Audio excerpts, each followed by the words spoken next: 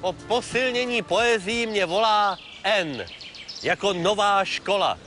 Je vždycky dobře, když stará místa novým duchem ožijí, tak jako kartuziánský klášter v Králově Poli fakultou informačních technologií. Architekti Vladislav Vrána, Gustav Křivinka, Aleš Burian. V letech 2004 až 2007 byl tento velkorysý a smělý plán v realitě rozehrán.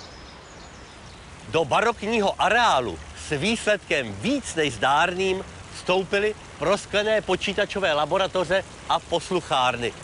A tato kašna je vám povědomá? Ano, podobnou, ale provedenou v oceli jsme již od Aleše Buriana v Litomyšli viděli. Už jsme doma. Ba i tato dvojice, ne zrovna malinká. Chybí tu jen Křivinka.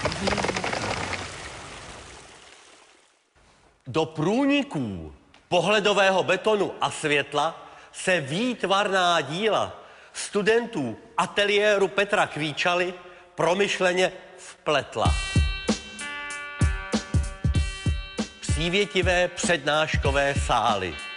To by bylo, aby se zde informace do hlav nenasály. Karteziánské meditace, samotu a mlčení vystřídalo počítačových monitorů záření. Cesta je proměnlivá, cíl se nemění. Proniknout k podstatnému, úcta k vědění.